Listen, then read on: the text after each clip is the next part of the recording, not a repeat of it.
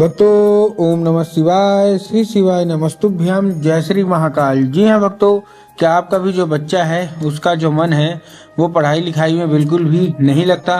आप लोग बहुत ज़्यादा परेशान हैं कि आखिरकार हमारा जो बच्चा है उसका जो मन है वो पढ़ाई लिखाई में क्यों नहीं लगता। जब भी आप कोशिश करते हो उसको पढ़ाने की, उसको बैठाने की, तो कहीं वो घूमने चला जाएगा, कहीं वो खेलने चला जाएगा, लेकिन पढ़ेगा बस बिल्कुल भी नहीं। तो आज से आपको परेशान होने की बिल्कुल भी आवश्यकता नहीं है, क्योंकि आज जो मैं आपके लिए उपाय लेके आया हूँ, अगर आपने उसको ध्यान से सुन के और अच्छे तरीके से कर लिया तो आपका जो भी बच्चा है जिसका भी मन पढ़ाई लिखाई में नहीं लगता, अवश्य रूप से उसका जो मन है वो पढ़ाई की ओर आकर्षित होगा ही होगा। क्या करना है, कैसे करना है, पूरा का पूरा आपको बताने वाला हूँ और अच्छे तरीके से समझाने वाला हूँ। तो बस एक एक उपाय ध्यान से सुन के अच्छे से करिएगा जरूर। पूरे को पूरे जो उपाय हैं वो पूज्य गुरुदेव की ही कथा सुन के और बहुत अच्छे से समझ के लिए आपके लिए लेके आया हूँ।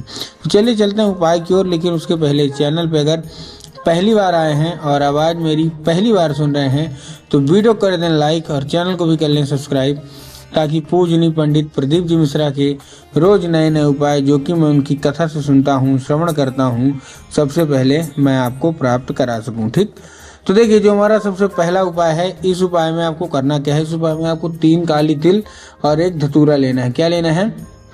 3 काली तिल लेना है और 1 धतूरा। अब देखिए काली तिल और काली मिर्च में ना बहुत सारे लोग कंफ्यूज होते हैं कि काली तिल क्या है, काली मिर्च क्या है, हमको थोड़ा साफ साफ बताओ। तब गुरुदेव ने साफ साफ बताया है कि आपको काली तिल ही लेना है। ठीक, ले लिया। अब लेने के बाद आपको करना क्या है, जैसे आपने ले लिया, लेने के बाद आपको केवल और केवल एक काम करना है, 1 धतूरा उसको अपने बच्चे को दे देना है और उसको भेज देना है कहाँ? सीधा सीधा उसको शिव मंदिर। अब जैसे ही आपका बच्चा शिव मंदिर पहुंचेगा, शिव मंदिर पहुंचने के बाद उसको क्या बोलना है कि दक्षिण दिशा में खड़ा हो जाए और उत्तर की ओर अपना चेहरा कर ले। अब देखिए दक्षिण और उत्तर में ना बहुत सारे लोगों के मन में कन्फ्यूजन भी आता है कि दक्षिण क्या है, उत्तर क्या है, हमको थोड़ा साफ साफ बताएं। तब गुरुदेव ने साफ साफ बताया है कि आप जिस भी शिव मंदिर जा रहे हैं उस शिव मंदिर का जिधर साइड भी जलाधारी होगा, आपके बच्चे को अपना चेहरा उधर साइड करके खड़े हो जाना है। ठीक, खड़े हो गए।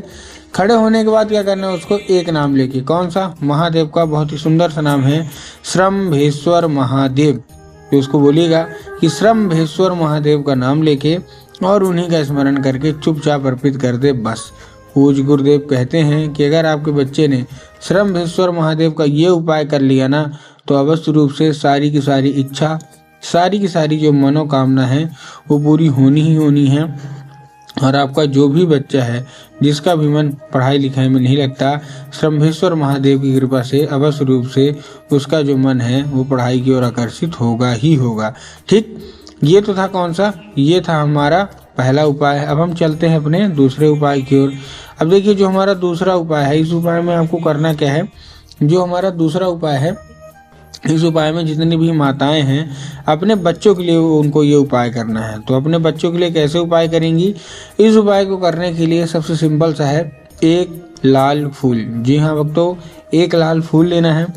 अब जब आप लाल फूल लेंगे तब आपको ध्यान रखना है कि जो फूल है वो कहीं से भी कटा फटा या खंडित बिल्कुल भी नहीं होना चाहिए। ठीक ना, बहुत ज़्यादा लोग गलतियां करते हैं कि कटा फटा फूल ले लेंगे, जो कि गलत है, तो आपको नहीं लेना है। उसके साथ दूसरी चीज, आपके घर में माता सरस्वती की फोटो या मूर्ति होना अति अनिवार्य है। अगर आपके घर में माता सरस्वती की फोटो या मूर्ति है तब तो अच्छी बात है, लेकिन अगर आपके घर में माता सरस्वती की फोटो या मूर्ति नहीं है तो आपको बाजार जाना है, माता सरस्वती की फोटो लेनी है और अपने घर में उनको स्थान दे देना है। ठीक, दे दिया। अब देने के बाद आपको करना क्या है, जैसे ही आप देंगे स्थान, शाम के वक्त में जब भी आपके घर में पूजा पाठ होता है, जो कुछ भी होता है, आपको करना क्या है, शाम के वक्त में वो जो लाल फूल है वो माता को अर्पित करना है और माता से उसको औषधि के रूप में मांगना है कि माता उसको कृपया करके हमको इसको औषधि के रूप में प्रदान करिए। हमारा जो बच्चा है उसका जो मन है ना वो पढ़ाई लिखाई में बिल्कुल भी नहीं लगता। आपको भी पता है माता सरस्वती को ज्ञान की देवी कहा जाता है। तो जैसे ही आपने उनसे ये मांगा, मांगने के बाद आपको करना क्या है, जैसे आपने मांगा, मांगने के बाद केवल और केवल एक काम करना है। क्या?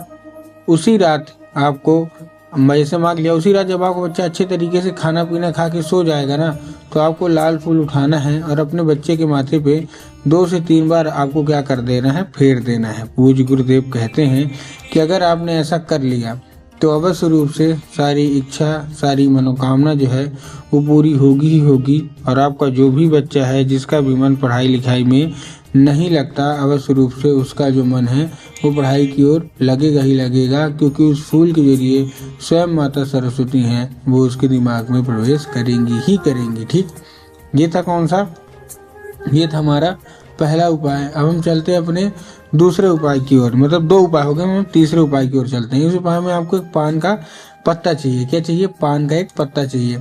अब जब आप पान का पत्ता लेंगे, पान का पत्ता लेने के बाद आपको करना क्या है, जैसे आपने पान का पत्ता लिया, पान का पत्ता लेने के साथ साथ आप उसमें शहद का लेपन कर देना है। ठीक, शहद का लेपन कर दिया।